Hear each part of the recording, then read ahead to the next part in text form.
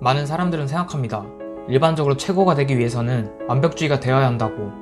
또 오랜 시간을 투자해야 그만큼의 성과가 나온다는 생각을 갖고 살아가고 있죠. 그런데 오히려 오랜 시간을 투자하지 않고 조금은 불완전함을 추구하는 사람들이 잠재력을 더 뽑아내고 성공한다며 과학적 연구를 통해 말하는 사람이 있습니다. 그는 바로 펜실베니아 대학의 조직심리학자로서 가장 성취를 많이 내는 사람의 특징을 오랫동안 연구해온 애덤 그랜트 교수입니다. 기브앤테이크부터 오리지널스, 싱크 어게인 여러 역작을 남긴 그가 올해 새롭게 쓴 책 히든 포텐셜에서 우리에게 새로운 관점을 제시하고 있습니다. 잠재력을 잘 뽑아낸 사람들은 보통 사람들과는 다른 관점과 시야를 가지고 자신의 영역을 갈고 닦았는데요. 그 대표적인 예로 건축가 안도 다다오를 꼽고 있습니다.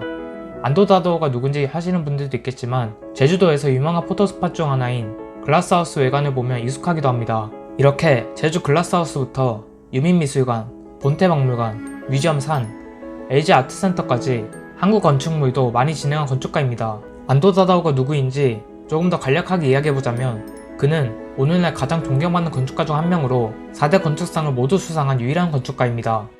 1995년 고베시에 지진이 발생했고 6천여 명의 목숨을 잃었으며 건물 20만 채 이상 무너진 사건이 있었습니다. 그런데 안도 다다오가 설계한 35개의 건물은 단 한 채도 무너지지 않았다고 합니다. 심지어 균열조차 눈에 띄지 않았다고 하죠. 이런 건축가는 일하는 방식부터 모든 것들이 완벽주의여야 가능한 업적같이 보이는데요. 안도 다다오는 스스로 불완전주의자라고 말합니다. 결함이 있어도 숭고해지는데 장애가 되지 않음을 인정하는 태도, 와비사비 가치관을 가지고 있다고 밝혔죠.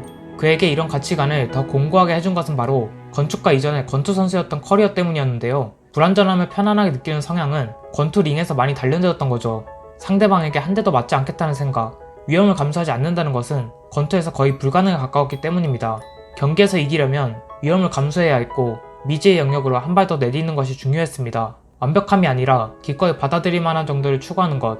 그래서 안도 다다오의 특유의 건축 스타일인 노출 콘크리트가 탄생하게 되었던 거죠. 그가 설계한 모든 벽은 하나같이 불완전함이 눈에 띕니다. 접합 부위에 선이 보이고 반죽이 채워지다 만 부분에는 구멍이 보이기도 합니다. 그러한 결함이 그 주변의 아름다움으로부터 시선을 빼앗지 않도록 하려고 그는 캐시미어처럼 느껴질 때까지 콘크리트 표면을 매끄럽게 만드는 데 신경 씁니다. 콘크리트라는 재료는 불완전해 보이지만 부드러운 촉감이 느껴질 정도가 되면 받아들일만 해진다는 거죠. 마지막으로 안도 다다오는 끊임없이 자신에게 이 말을 되새긴다고 합니다. 다른 사람들이 내 작품을 어떻게 생각하는지는 나를 움직이게 하는 원동력이 아니다. 나 자신을 만족시키고 싶은 욕구, 나 자신에게 도전장을 내밀고 싶은 욕구가 나를 움직이는 원동력이다. 완벽주의로 보이는 삶은 사실 최고의 삶을 누리는 듯 보이지만 신체적, 감정적 상처를 창피해야 하고 숨기는 것일 수 있습니다. 또 완벽주의자들은 직관적이고 익숙한 문제 해결에는 탁월함을 보입니다. 학교에서 그들은 정답이 하나인 사지선다 문제와 암기한 내용으로 문제풀이하는 것에는 능숙합니다. 하지만 실제 세상은 훨씬 모호합니다. 내 힘으로 통제 가능한 시험의 틀을 벗어나서 정답을 찾으려는 욕구는 오히려 역효과를 낳을 수 있다는 겁니다. 특히 인스타그램과 SNS가 발달한 요즘 시대, 우리는 완벽주의라는 포장 속에서 여러가지 도전과 행동을 하지 못하고 있지는 않은지 살펴볼 필요가 있는 것 같습니다. 그리고 애덤 그랜트는 또 잠재력을 발휘하기 위해선 시행착오를 실패로 여기지 않고 그 과정에서 스스로 즐거움을 느껴야 한다고 말합니다. 아주 대표적인 예로 NBA 최고 스타 중 한 명, 1390억 연봉을 받고 있는 스테판 커리입니다. 그의 신체 스펙으로만 놓고 본다면 NBA에서 살아남기 쉽지 않은 키와 피지컬을 갖고 있습니다. 실제로 어린 시절부터 체구도 작고 힘도 약하고 방향전환 속도도 느리며 폭발력이 없어서 프로에서 살아남기 어렵다고 이야기하는 전문가들이 많았다고 합니다. 농구 코칭을 하는 페이는 연습을 재미있게 만드는 동시에 기술적 영역을 축적하기 위해서 계획적인 놀이 방법을 통해 커리를 코칭했는데요. 대표적으로 21이라는 놀이가 있었습니다. 1분 동안 3점슛, 점프슛, 레이업으로 21점을 올리는 놀이인데요. 늘 제한된 시간이 있었고 게임처럼 임할 수 있게 세팅해 주었습니다.